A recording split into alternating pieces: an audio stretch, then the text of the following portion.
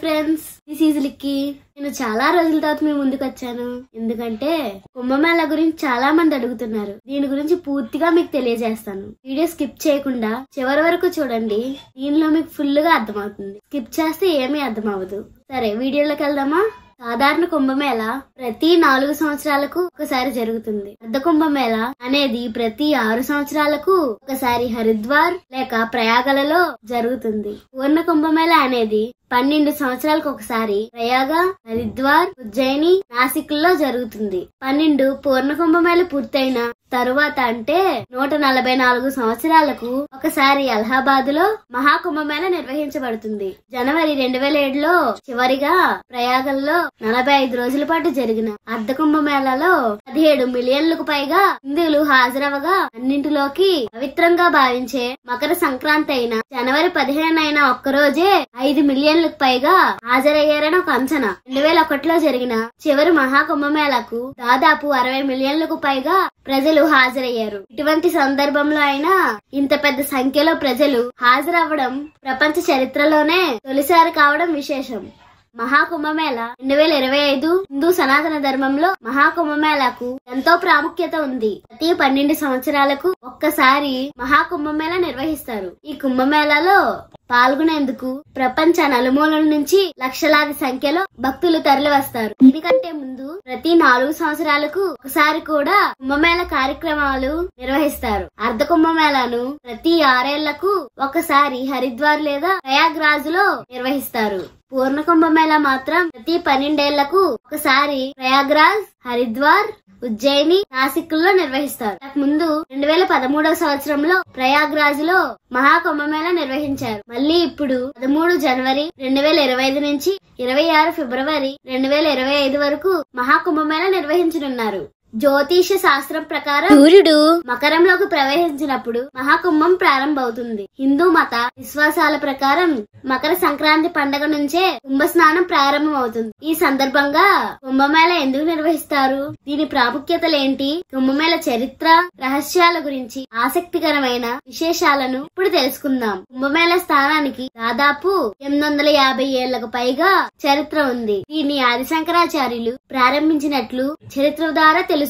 పురాణాల ప్రకారం సాగర మథనం ప్రారంభమైనప్పటి నుంచి కుంభం నిర్వహించినట్లు చెబుతారు. కొందరు పండితులు దీన్ని గుప్తుల కాలం నుంచి ప్రారంభించినట్టు చెబుతారు. అందుకు చక్రవర్తి హర్షవర్ధన్ దగ్గర కొన్ని ఆధారాలు చూడవచ్చు. వీరు తర్వాత ఆదిశంకరాచార్యులు, ఆయన శిష్యులు, సన్యాసులు, అఘోరాలకు సంగం ఒడ్డున రాజస్నానానికి ఏర్పాట్లు చేశారు. ఇక్కడ స్నానం చేయడం వల్ల మోక్షం పొందుతారని చాలా మంది నమ్ముతారు. అందుకే లక్షల సంఖ్యలో భక్తులు తరలి వస్తారు. హిందూ పురాణాల ప్రకారం దేవతలు, రాక్షసులు కలిసి సాగరమథనం చేశారు. ఈ సమయంలో రత్నాలు, అప్సరసులు, జంతువులు, విషం, అమృతం వంటివి బయటకు వచ్చాయి. అయితే అమృతం, విషం మధ్యలో దేవతలకు, రాక్షసులకు వివాదం తలెత్తింది. ఈ సమయంలో ఈ అమృత చుక్కలు భూమిపై పడ్డాయి. అవి ఎక్కడ పడితే అక్కడ కుంభం నిర్వహించారు.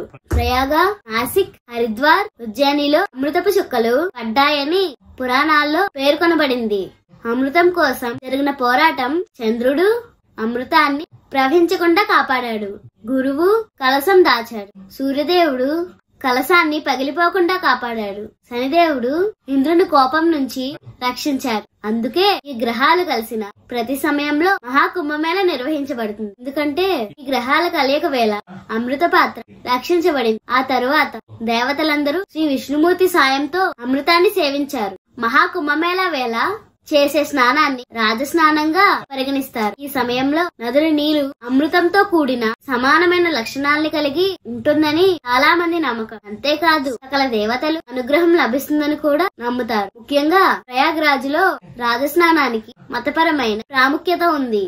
ఇక్కడ యమున, సరస్వతి, గంగా నదులు కూడా కలుస్తాయి. వేద జ్యోతిష్యం ప్రకారం బృహస్పతి ఒక రాశిలో ఒక ఏడాది పాటు నివాసం ఉంటాడు. 12 రాశుల మీదుగా ప్రయాణించడానికి దాదాపు 12 సంవత్సరాల సమయం పడుతుంది. అందుకే 12 సంవత్సరాలకు ఒకసారి పవిత్రమైన స్థలాల్లో కుంభమేళా నిర్వహించబడుతుంది. అదే విధంగా ప్రతి 3 సంవత్సరాలకి ఒకసారి వివిధ ప్రదేశాలలో ఉత్సవాలు నిర్వహిస్తారు.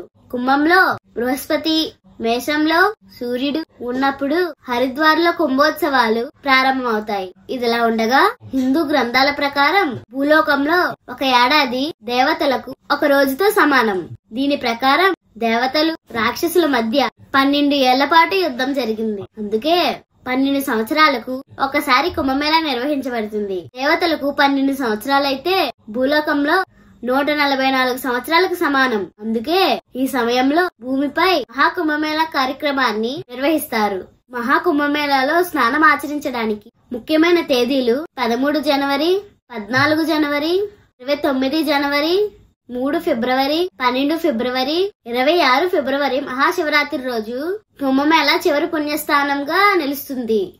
ఓకే ఫ్రెండ్స్, ఈ వీడియో మీకు నచ్చింది అనుకుంటున్నాను. దీని ద్వారా మీకు కొన్ని విషయాలు తెలిస్తే తప్పకుండా లైక్ చేయండి. మళ్ళీ మరో వీడియోతో కలుస్తాను. అంతవరకు బాయ్ బాయ్.